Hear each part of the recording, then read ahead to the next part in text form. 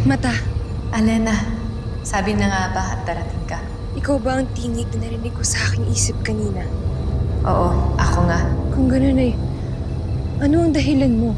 Kung bakit ayaw mong ibalik ko ito kay Lilasari? Sapagkat ang sanggol na yan ang magdadala ng kasawihan sa buong Encantadia. Halika, nais kong tignan mo ang mga bagay na nakita ko rin sa aking balintataw.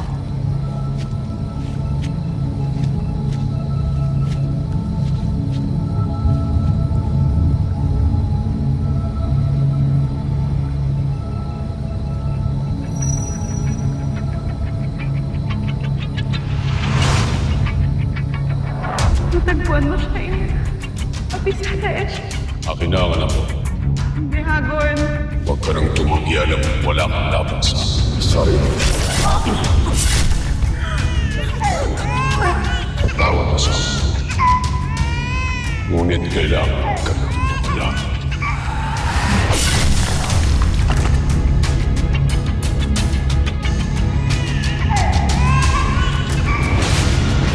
Tagumpay tayo. Napabagsak na natin ang lahat ng pag-area.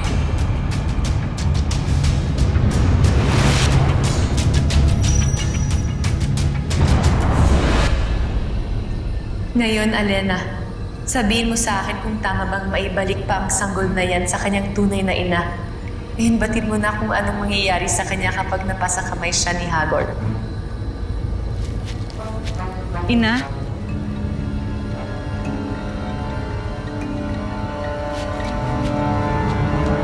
May panauhin ka pala. Sino siya?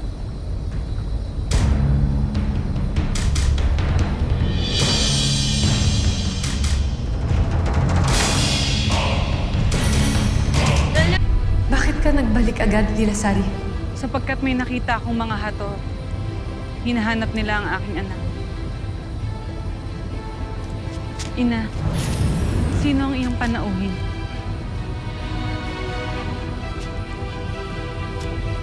Bakit siya biglang nawala?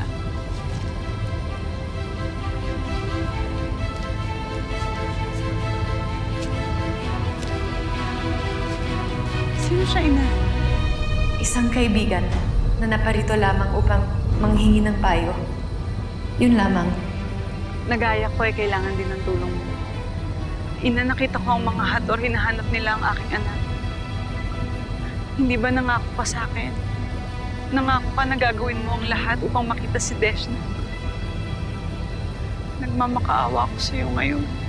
Gawin mo na ang nararapat upang makita siya. Hindi mo kailangan makipag-unahan sa kanila. Pagkat anuman ang mangyari ay hindi ako papayag na mapasa kamay nila ang iyong anak. Abisala, Eshma.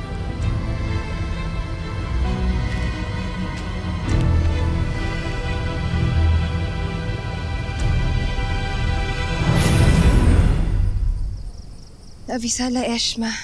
At nakaligtas tayo. Mabuti na lamang at hindi ka niya nakita. Abisala, Alena. Gayon din sa sanggol na iyong hawak. Magandang gabi sa inyong dalawa.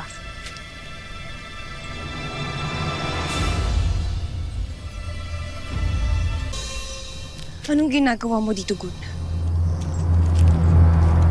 Sumabang dalawin ko ang dati naming tirahan ni Perena. Hindi ko akalain na may anak ka na pala. Kasi silang mo lamang ba?